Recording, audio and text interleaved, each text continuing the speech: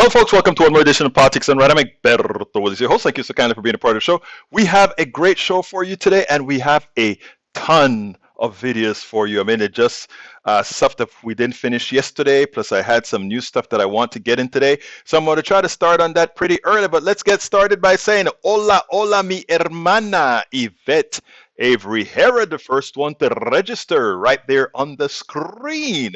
Welcome aboard, my dear Yvette. Eric Hayes, welcome aboard. Tom C, welcome aboard.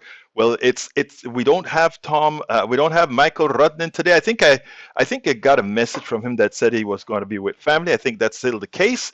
Rose Williams, how are you doing today? Nanette Birdsmith says hi all. Of course, Rose says hi everyone. And Yvette says afternoon to all. Tom C says, Feliz Viernes. Feliz Dia de Viernes. Happy Friday. Yes, it's Friday, but you know what? It's so funny. All the days run into one. This weekend I have a hell of a lot of videos to cut up. This weekend I'm going to try to get my handle on getting organized for the next week. There is so much to do, so much to do. That's why we need you guys so badly to keep sharing and making sure our stuff gets out there. Jacob Culturess, welcome aboard. Hello to everyone, Jacob says. And Dawn Broadbent, welcome aboard. Please remember, share, share, share, share, share. And by the way, if you are on YouTube right now, give me that thumbs up. Give me that thumbs up. If you're on Facebook Live, give me that like. If you are on Twitch or if you're on Twitter, go ahead and follow Egberto Willies on Twitter. Please go ahead and, again, do everything to help us get this channel flying, to help us get these different social media events trying, because that is how we're going to make a difference, by making a difference. Today, before this show, of course, I do my show at KPFT 90.1 FM on Thursdays and Fridays on air as well. And I was, mentioning a few things about the things that we need to do as a society to get big changes, because the media is not going to do it for us. The mainstream media, that is, of course, has its predicaments in its own right. Eric Hayes has some words, and since let's see what he has to say today. Eric says, a little news on disinformation spread about energy companies for you. Disinformation about so-called government subsidies for oil and gas firms continue to spread, even after a high court judgment made clear that the industry receives nothing of the sort. The sector has contributed 375 billion pounds, over $508 billion in production taxes to date, and support about 200,000 jobs. That's not let me first claim something. It is false to say they don't get subsidies. Let's talk about things from the past, like the depletion tax allowance, which says, hey, the Supreme Being put oil in the ground. It's in the ground. But somehow, whenever the oil companies take it out of the ground, they can take a tax credit known as the depletion tax. Okay? In other words, they're getting a tax break for using a resource that they didn't put there in the first place, but they get a credit towards it having less. People, let me tell you something. That's why you have to be careful of what you read and how you read it. There are a lot of these types of subsidies to speak about. When we talk about a company getting a break on a street, on a road, I built a road to the oil pump, so therefore I get a tax break for it. Look, let me tell you something. It is false to say that the oil companies do not get an unearned set of subsidies and tax breaks. That is simply false. The disinformation would be in any article that make or says that. I just gave you two examples right out front. The depletion allowance is one example, and Mr. Hayes, as an accountant, you should understand that. They did not put the oil in the ground. How comes they get an allowance? Because they have depleted the oil that they didn't put in the ground. Come on, guys. We're talking, look, the one thing we do here at Politics Done Right, not only myself, but a lot of our members around here in Politics Done Right, we do our homework and we know the material. We actually know the material.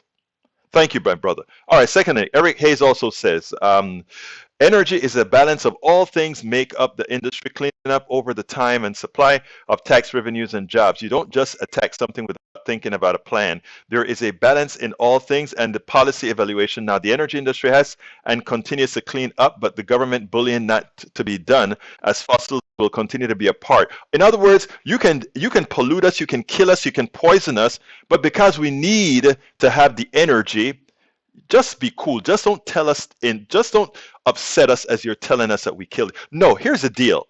If you take a look at the profits in the oil industry, and remember, the oil was placed in the ground. It's been in the ground. The only cost is getting it out and whatever research is necessary for getting it out.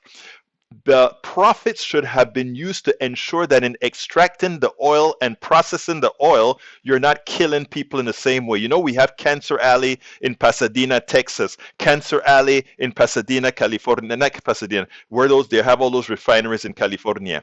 We have all these areas that are polluted by oil.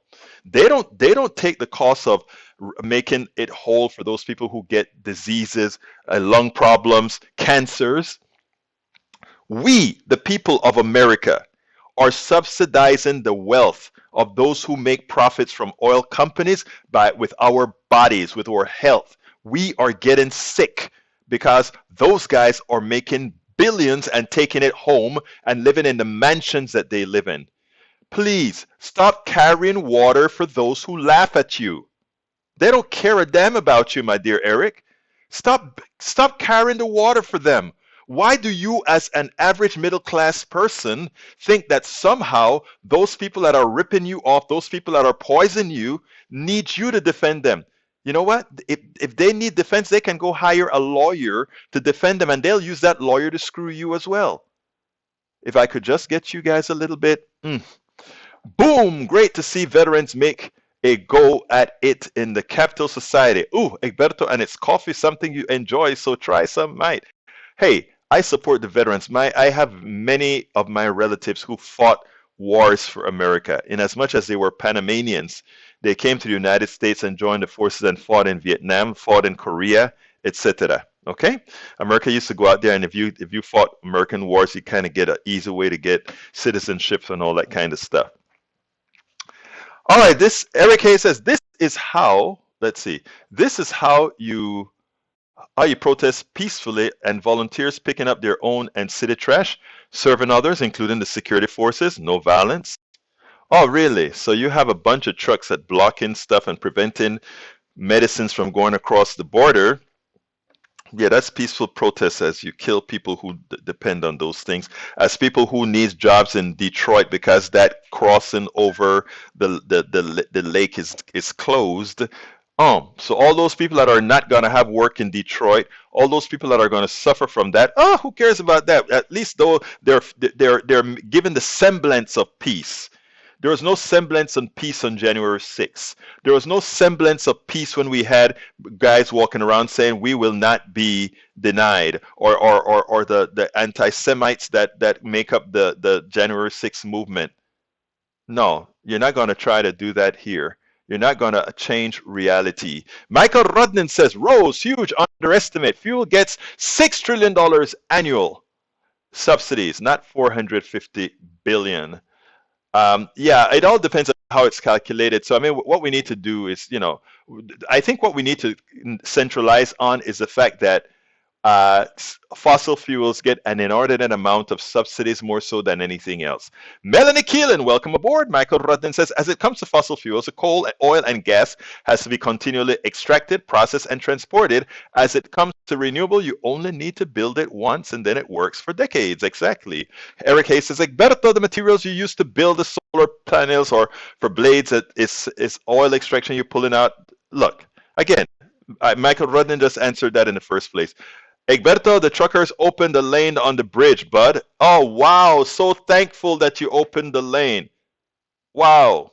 Talking about the truckers in Canada, they are an offshoot of sovereign citizens who are starting deputizing people to restrain and arrest using fake laws they just made up on the spot, challenging the government's monopoly on violence. I expect a hard crackdown coming. I hope they get the same kind of cracking of skulls that they do to BLM and others. I hope they start cracking skulls as well. But, we don't do that to some sorts of people. We only do it to a particular group of people, and we know that. We know how it works. We know that January 6th would have been very different had the hue been different. We know that. Deep inside, everybody knows that deep inside of their heart. Like Brother Rudnin has just said. Rudnin is on fire, says Eric Hayes. Don Broadbent says, Eric, I agree in part. The renewables are made primarily from recycled products. Dawn, exactly. And not only that, though, as Michael Rudden pointed out, it only needs to be done once. Anyhow, let's go ahead. There is, listen, what I want to do first is show that there are good pro past Republicans out there that want the Republicans to reclaim their party. They want to ensure that we don't have this one party monopoly at all, or that we have a group of people that are completely confused. So let's go ahead and listen to Brother Steve Schmidt. Love the guy. Steve, what explains the difference today on this question between Mitch McConnell and Kevin McCarthy? Well, this division between the two, Lawrence, has been clear from the very beginning. Mitch McConnell tried to distance as much as he would or could after the January 6th incident. Kevin McCarthy famously went down to Mar-a-Lago. In those early days, what Republicans were most worried about was the cash flow, the campaign cash. Mitch McConnell believed that the insurrection would obliterate Republicans' ability to raise money from corporate donors.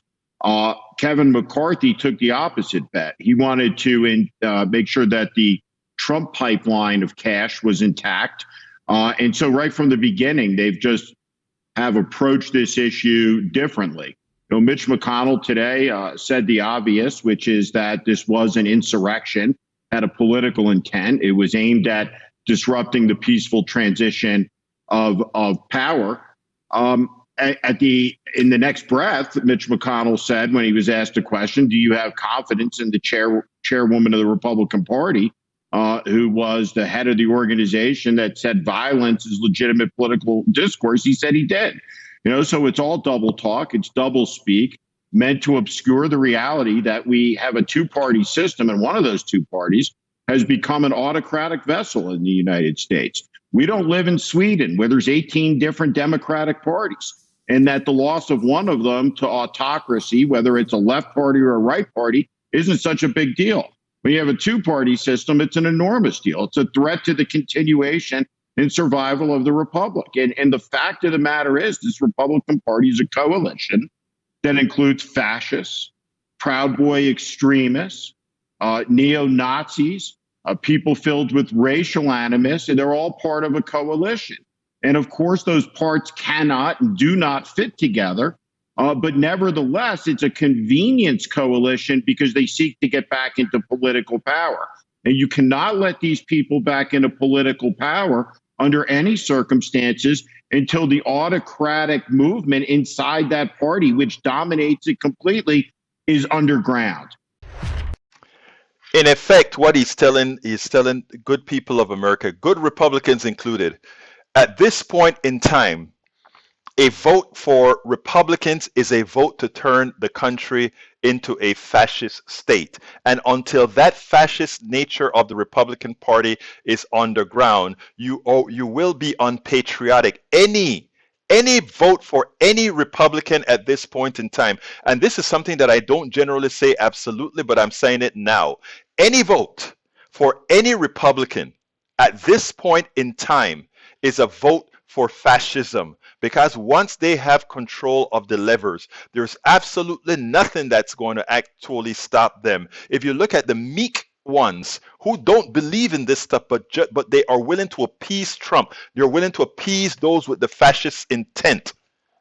One cannot vote for Republicans in the next go round and consider themselves a patriotic American. That's an absolute statement. And I generally, I am into all of us speaking together. But remember, whether you have effected a unpatriotic act voluntarily or out of willful ignorance by coming to Politics Done Right and other shows that presents you the facts, the factual nature of what the Republican Party has become, going against that I think is pretty much an absolute statement.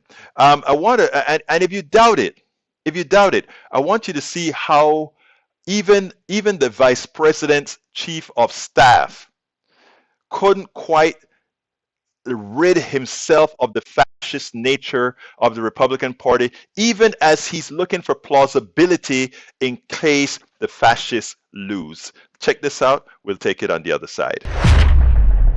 Let me start with the motivation of your former boss, former Vice President Pence, and why this week did he choose? He chose to give a big platform to this week. Why? Well, Chuck, I think that, as you mentioned, the vice president has commented on January 6th on several occasions, including last summer at the Ronald Reagan Library. And he extended those remarks a little bit this week at the Federalist Society, primarily because the president's comments about the vice president had the ability to overturn the election, I think, merited response. Of course, there's nothing in the 12th Amendment or the Electoral Count Act that would afford a vice president that authority. It's why no vice president in 200 years has ever used that authority, and it's certainly not one that I think conservatives or Republicans would want Kamala Harris the ability to say she's going to reject votes from Texas or Wyoming or any other state heading into 2024. Well, why did he stop there? Why didn't he say, look, it's been a year. There's just no evidence out there. This was a free and fair election. The Trump-Pence ticket lost. How come he didn't go that far?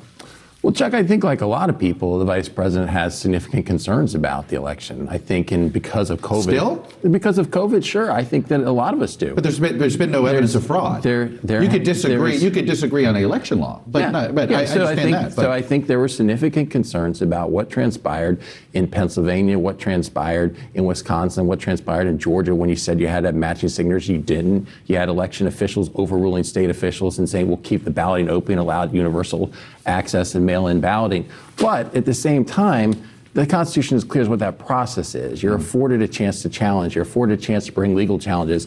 But at the point of the Electoral College meeting on December 14th, at that point, the process is concluded. And that's why the Constitution wanted the states the ability to certify elections and not for the federal government. Do you believe Joe Biden was a legitimately elected president? Does the former vice president believe that? I believe that Joe Biden is duly elected president of the United States, yes. Legitimately so. The election was legitimate. You may disagree with voting procedures, but the election itself was legitimate. I mean, I think that's the same question. I think that there were significant concerns about the process of that election that's going to create a cloud.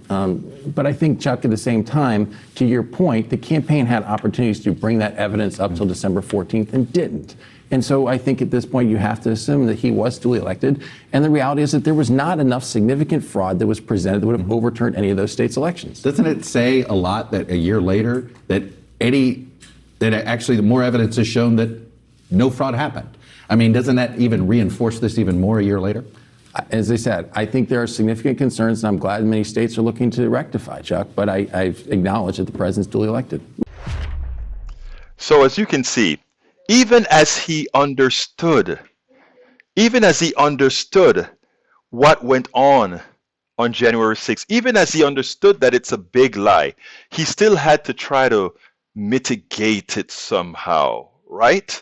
That just maybe there were really some problems elsewhere. Well, as I've stated before, yes, we've seen voter fraud before. Yes, even during this election, there was voter fraud. Unfortunately, all the voter fraud that has been uncovered thus far has been Donald Trump voters trying to vote twice or trying to use dead people to vote. It's amazing how projection works. The things that you are accusing others of are the things that you actually do yourself. Okay, let's see what else my peeps are saying. Para ver. Rose Williams has some links that I can't click on right now. Eric Hayes says, you mess with the hero truckers and see what happens to your house becomes with scarce items. You know what's a great thing about truckers? Truckers are not a monolith. They have never been a monolith. I have friends that are truckers, and most of the truckers don't really believe in the crap these yahoos believe in. And notice I call them yahoos. You know why I call them yahoo? If you are going around the country, you're going to be in many different locales and you don't want to be vaccinated. There are two things. You can be transporting that virus and you can be getting that virus. And you know what? It's completely irresponsible. I'm sorry. It is irresponsible. Some of us are at some point in time are going to just have to say the way it is. I am very nice to you. Like I told the beautiful lady that I met at my daughter's rehab, it's fine that you don't want to do it. Just make sure and keep yourself safe and away from others that you could possibly infect with that with the behavior. So that you're going to shut down because there is a mandate that you must wear a mask, because there's a mandate that you must get vaccinated for the better good of the entire society. That just shows the utter selfishness that we've seen for quite a long time, generally manifested on the right and included as well for those non-vaxxers or anti-vaxxers on the left. All right, let's see. Harris staff keeps losing or people keep quitting. Who cares? What's the relevance to that again? You know what they're trying to do? People, let me explain to you what's happening in the ethos right now, Brother Hayes.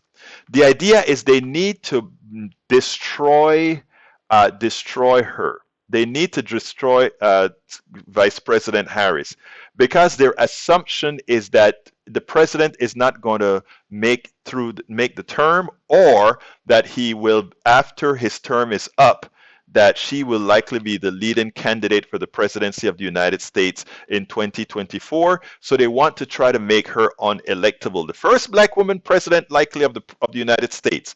They want to make her unelectable. So they're doing everything to make her look like an angry black woman, to make her look like she somehow doesn't know what she's doing, to make her look like they're going to try to do everything. It's a standard thing that many of us know is actually done to us. All right?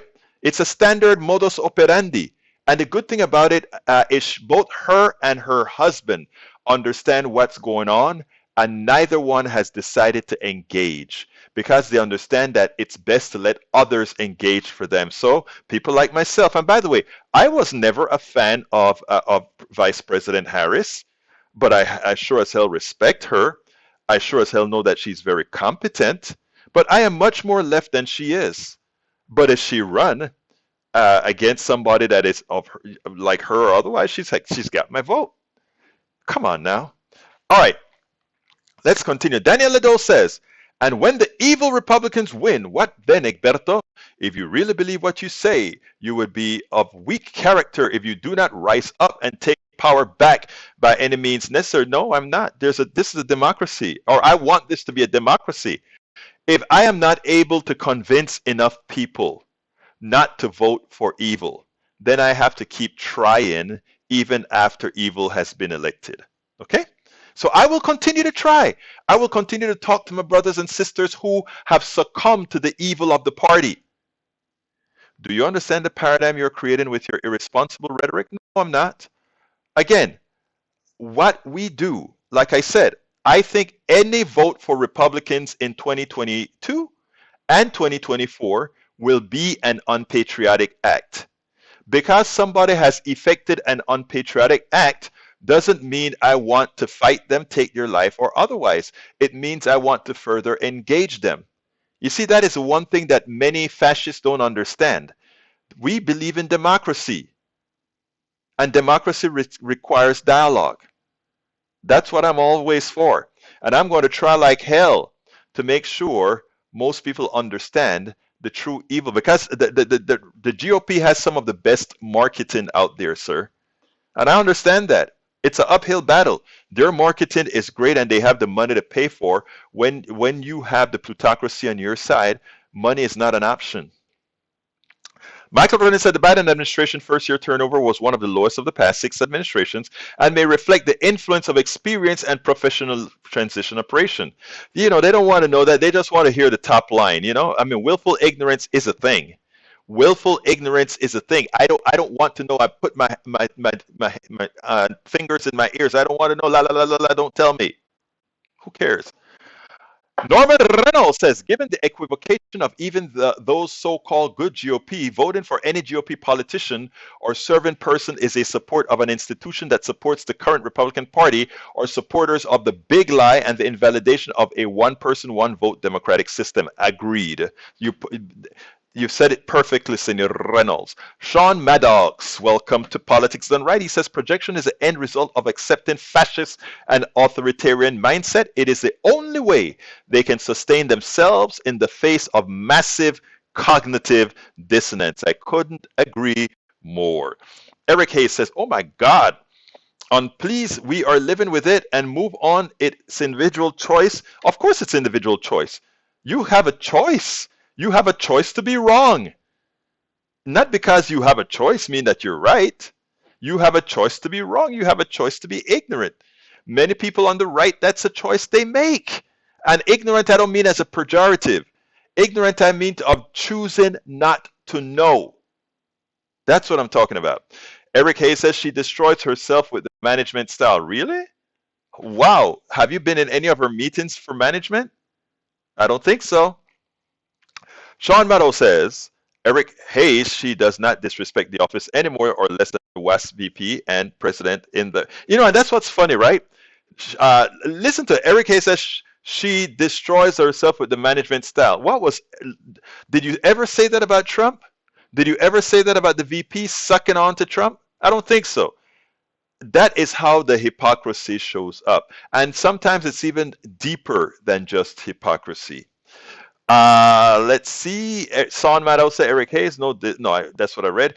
Rose Williams says, replying to Daniel, are you advocating violent insurrection? That's what Eric Ledo would like is because because there are a lot of people that he really supports that are of the violent nature. In other words, the Proud Boys and the others, and those guys are violent.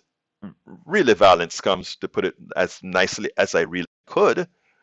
Those guys don't support what we do. We support democracy. We support engagement. We support dialogue. They don't. They hide behind an AR-40, whatever those guns are, because their masculinity comes from the externality of the gun. Our masculinity and femininity comes from what we have between our two ears, what we try, we talk, we explain, we love. Those are the things we believe in. Okay, Michael Ronan says COVID-19 hospitalization hit staggering 10,000 patients as provinces set new record in Canada. Yeah, because again, I guess you have truckers who believe in fallacies. Eric Hayes says, would you consider the trucker thing an insurrection? No, that's not an insurrection. That's a protest. That is a protest. They haven't tried to overthrow a government. They've tried to slow it down. That's what protest does. So no, they have the right to do that, and I have the right to disagree with them. Now, what the January 6 people did is they went ahead and they desecrated our government. They attempted to murder the president. They attempted to murder different people in the Congress. That was their intent. That's why they had those weapons that they sneaked in. That's why many of them are now going to jail. Going to jail. All right. Eric Hayes says, or rather, Michael runs. Eric Hayes, the right's idea of what's right usually comes down to an excuse for selfishness and promoting in groups at the expense of other groups. I agree. Sean Maddow says, exactly, the GOP is a power reinforcing machine and nothing else more. Sean Maddow also says, if the whole purpose now is to acquire as much power for their in a group as possible and use it against everyone else, especially those who think about pointing it out and challenging this. Rose says, I'm sorry, but Eric's comments about Harris smacks of misogyny, and I'm no fan of... It's funny because I'm not a fan of Harris either, but I will not allow them to do to women what they always do to women, and specifically as well, always do to black women. And Franklin Roosevelt, by the way, yes, it is. 90% of the truckers are vaccinated. Yeah, so why do we let 10% of them cripple a nation if most of the guys who want to deliver things are vaccinated? Stop allowing the 10% minority to screw with us all. It's that simple. Tim Danahy, welcome, my brother. Franklin Roosevelt, human kindness has never weakened the stamina or softened the fiber of a free people. A nation does not have to be cruel to be tough. That's our coffee party type mantra.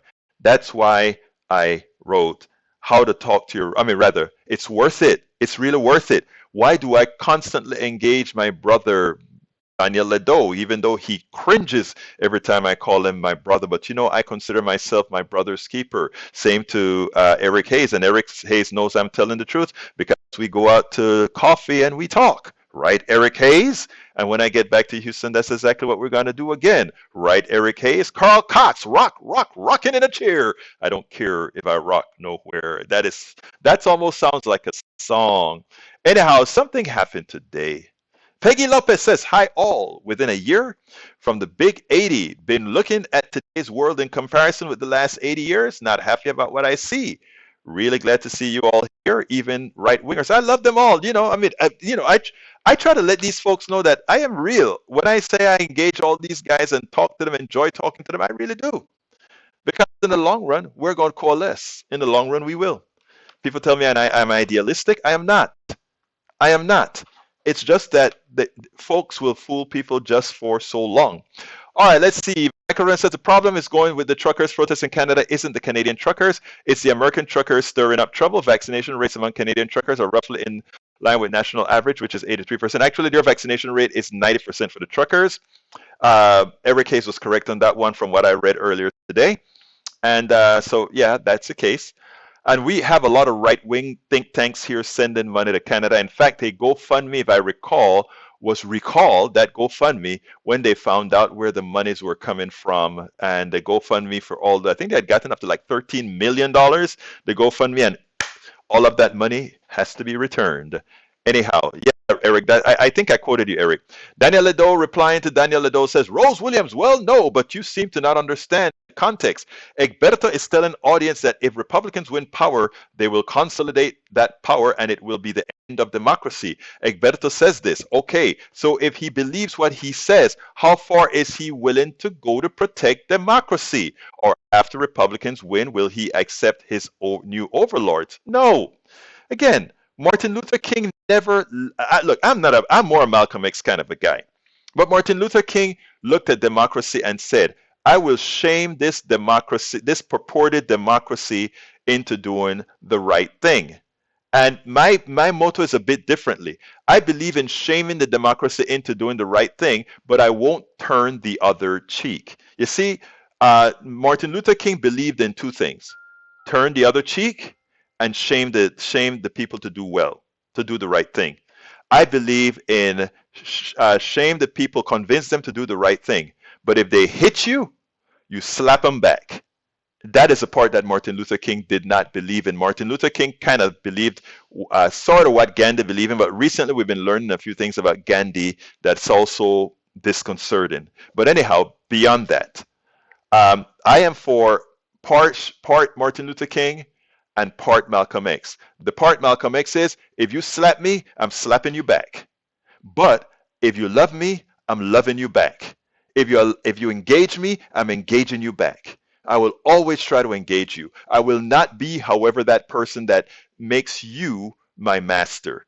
And none of you should make anyone your master. And I'm not, when I talk about master, I'm talking about you should not acquiesce to anyone who is taking your privilege, taking your democracy away from you. It's that simple. It is that simple. And so that is not war. That is not insurrection. That is just humanity. Okay, Sean Meadows said gender is not irrelevant in a culture and society that forces subject gender constructs on everyone from the moment they're born. True. Fege Lopez says February 1942 Executive Order 9066 creating military areas from which people could be excluded, allowing 110,000 Japanese Americans to be placed in internment camps, now POC refugees jail. Yeah, amazing. We always talk about like if we are so benevolent, right? The same kind of preposterous evils against humanity that other countries have done, we have done as well. So that's why I always say we all have to learn what atonement looks like, what it seems like, what it's about. Daniel Edo says, LOL, Egberto, you are for sure gonna be a train to the Alaska gulag. Oh, at least you didn't call it gazpacho.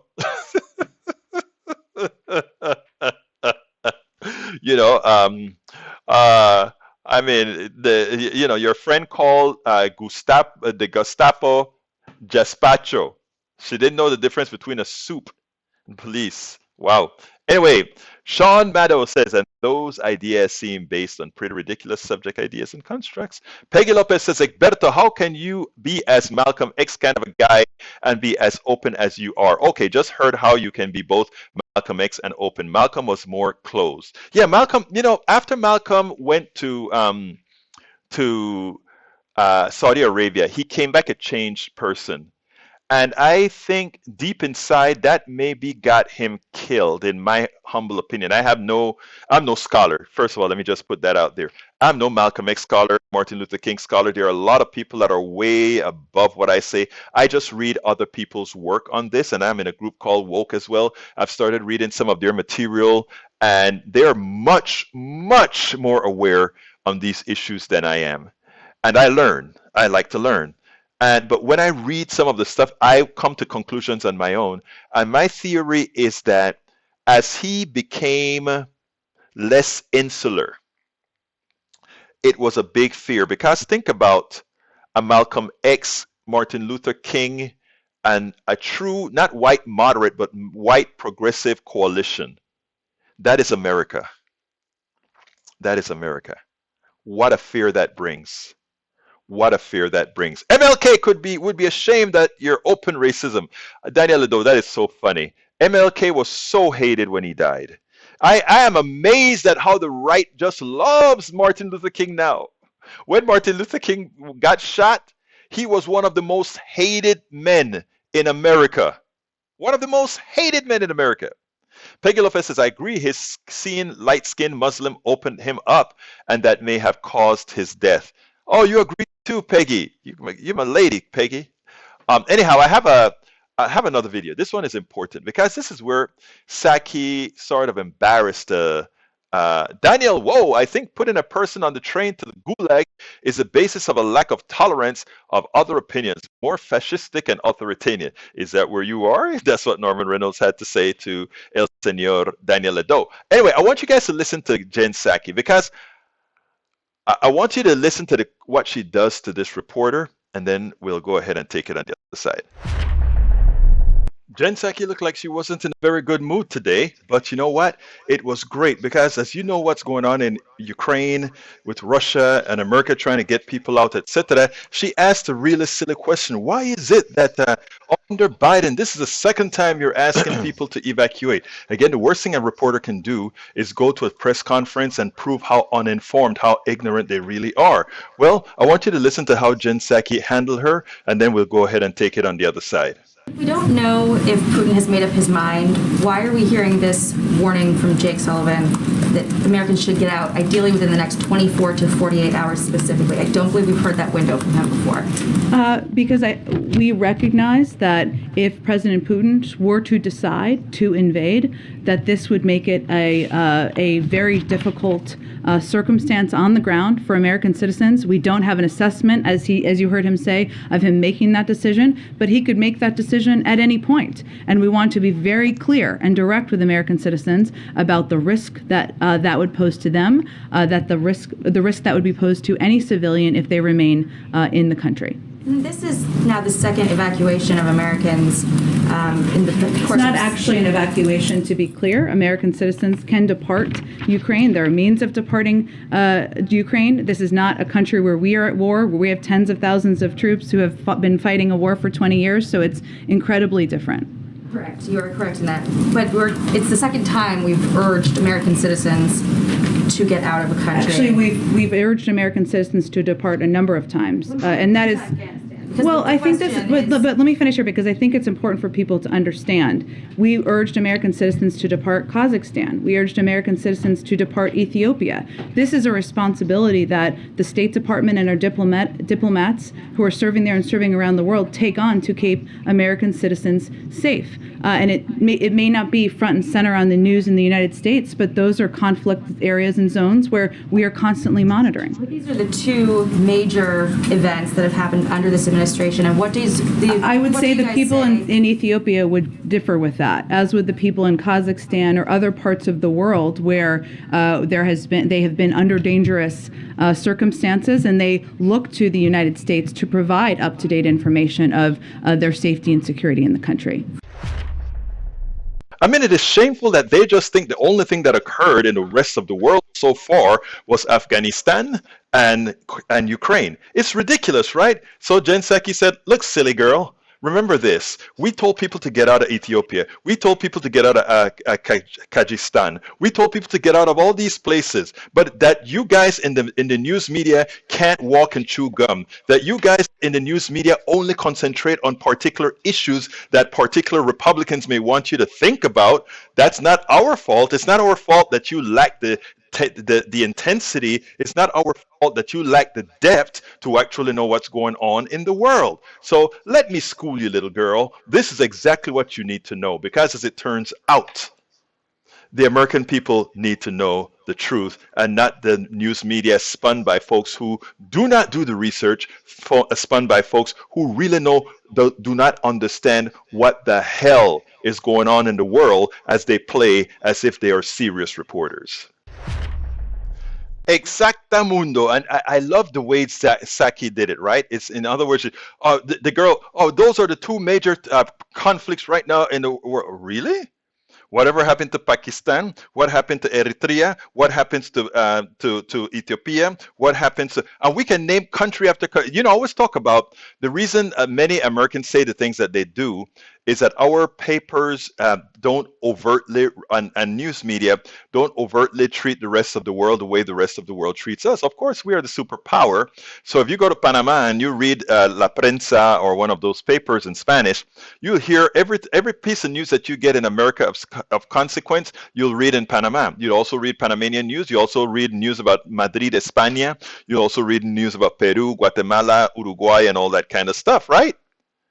You come to the United States, everything centralizes around, oh, what's going on in Texas? Even some little silly things in Texas, right? Oh, this little storefront in Texas, nothing of substance around the world, right? It's not the fault, and that's the reason why I have always taken the stance. Well, not always. Now I take the stance in my maturity. I can't lie. I was a hothead in college that didn't tolerate anyone who was shallow, etc. I learned, I atoned, I learned how to be more responsible. But we have to learn about what's going on around the world. And that petty reporter, it is clear she's out of her league. She doesn't know what's going on in the world. They pump questions into her that allows. Look, if Psaki wanted to spin her, Psaki could spin her by simply saying, "You don't know what you're talking about," and just tell her any kind of crap for her to take.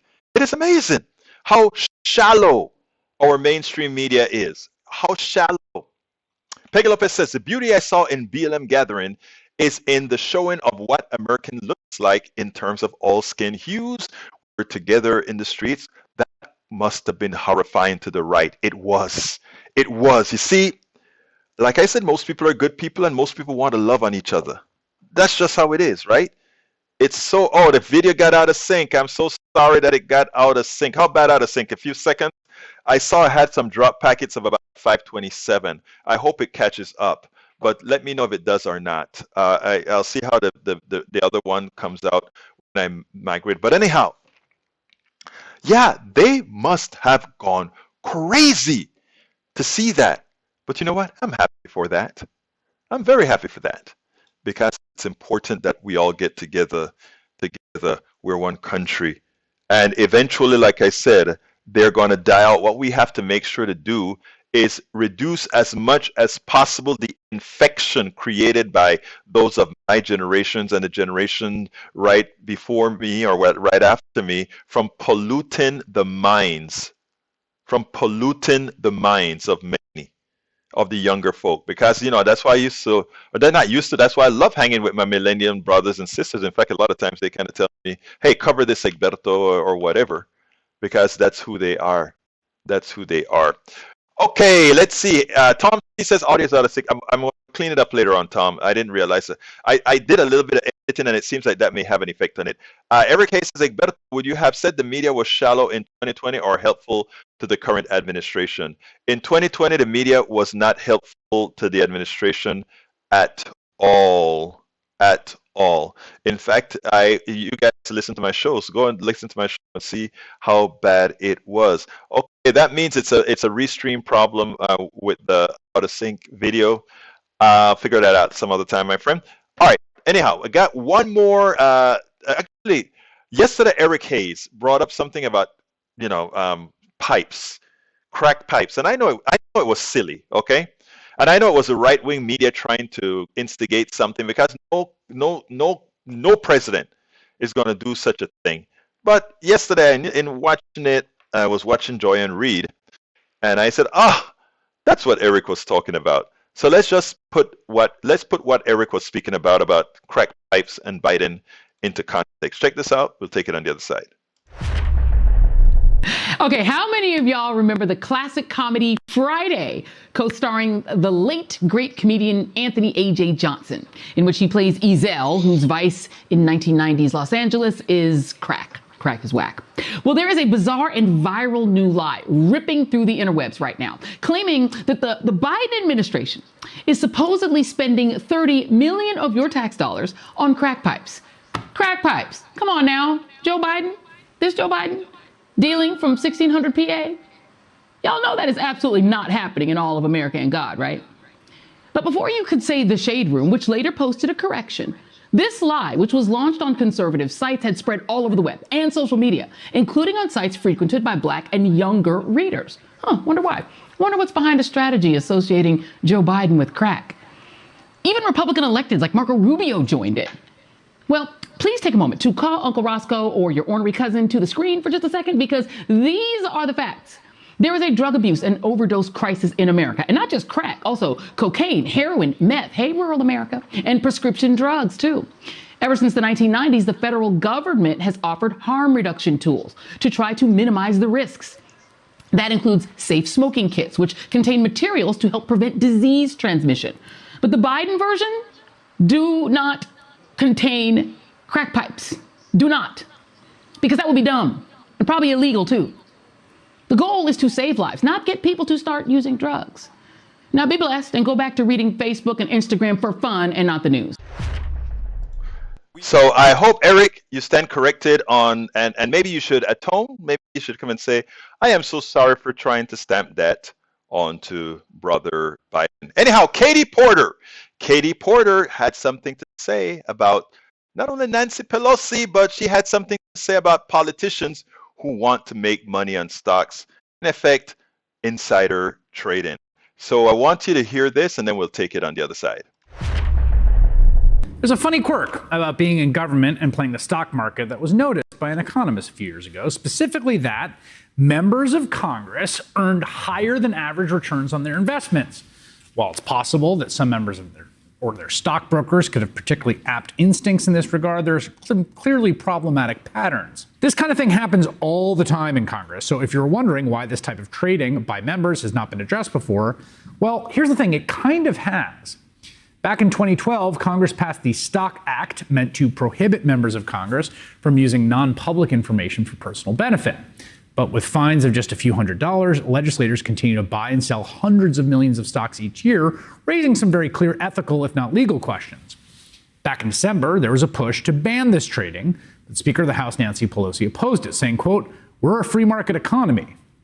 Well, it appears she has since changed her mind, saying today she is open to a ban on owning and trading individual stocks for members of Congress and also those in the judicial branch. Let me give the devil's advocate case here, which is just that, hey, members of Congress are just people. They have investments, and it's just going to coincidentally intersect. You're doing stuff in the public interest. You're taking investment advice. It doesn't mean that it's corrupt. The problem here is not just one of actual corruption, it's also one of perception. The American people simply do not trust our federal government in many cases. And this is an example. Only about 1 in 4 Americans trust leaders in Washington to do what's right. So we need to be earning back their trust. And the way to do that is to hold ourselves to a higher standard.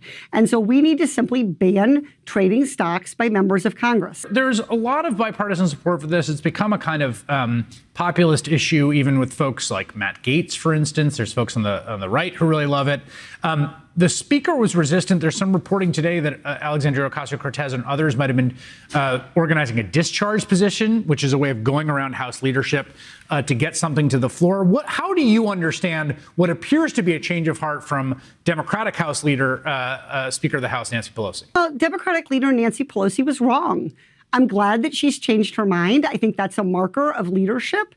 But, the reality is I am always willing to stand up to leaders of both parties, including my own party. And I'm really gratified here that she is changing her mind. She said when she initially was asked about this that we have a free market economy. Well, she would also be the first, I think, to say that we have a free democracy. And that means what the American people want, what they feel strongly about, what they need to trust their leaders, we should be delivering. And that's what I think her change in position is signaling. Yeah, we should note that the polling on this is pretty, you're getting 80% of Republicans and Democrats on congressional stock banning. It does seem like I find that reassuring, Chris, that the American people across the board understand that we need to be able to trust our elected leaders. We have a lot of bad news about democracy, a lot of views about polarization right now. But the fact that we see that kind of widespread polling, that 80% of Americans understand that elected leaders should be putting the people's interests before their own interests reassures me a lot. Absolutely so. Reassuring. Anyhow, you notice that the difference between this crop of Democrats compared to, let's say, Republicans who will never go against leadership. You notice how she said we can go against our leadership, and Nancy Pelosi on this issue was wrong.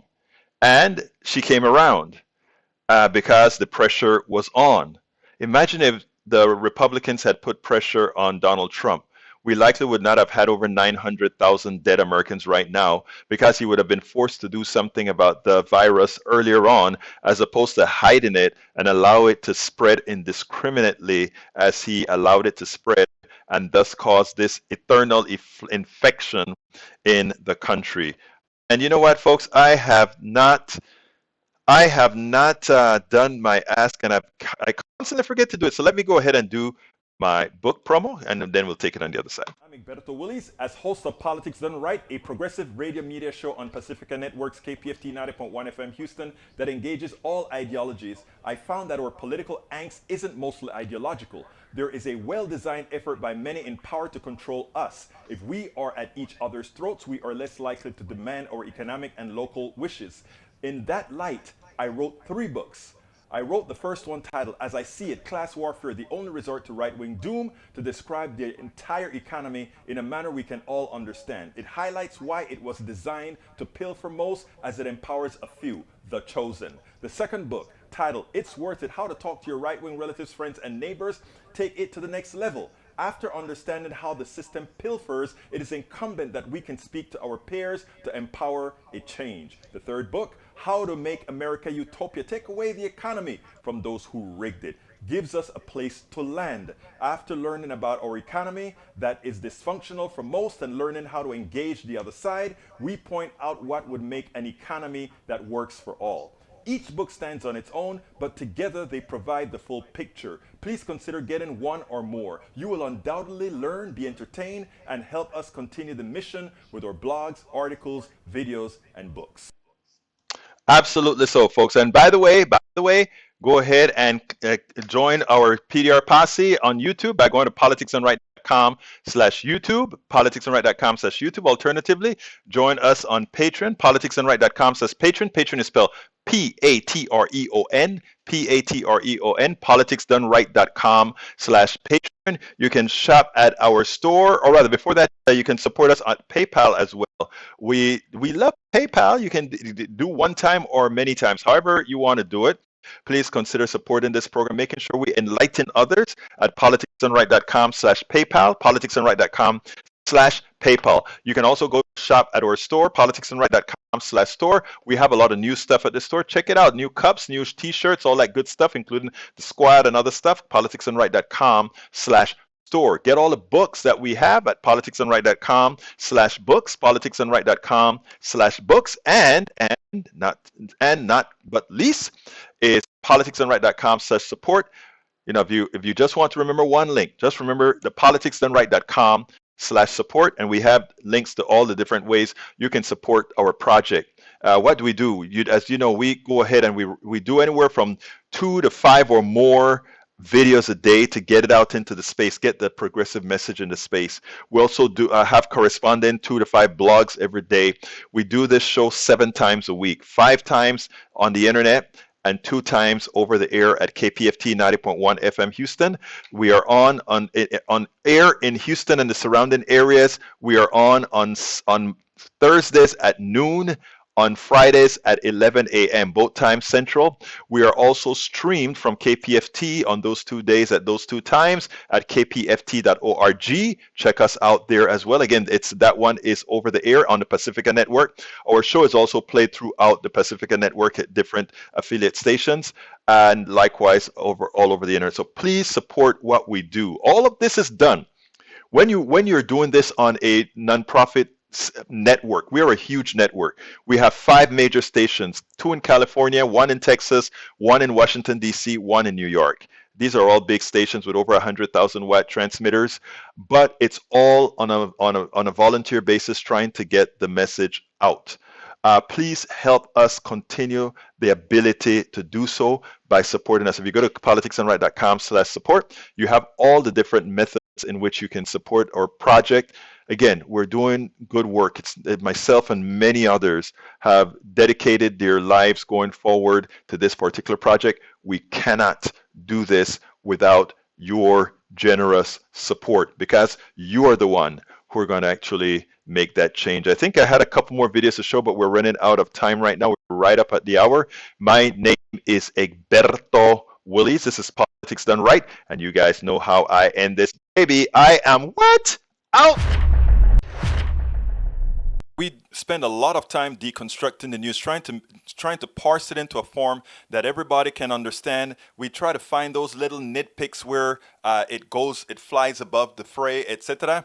If you really like these videos that we do, I want to ask a big favor. Please go ahead, number 1, subscribe to our channel, and number 2, please join if you can. Thank you so kindly for watching. Keep watching. Please remember to share. We must populate the entire internet with our progressive message, a message that we know is what most Americans say that they want. So help us, please join.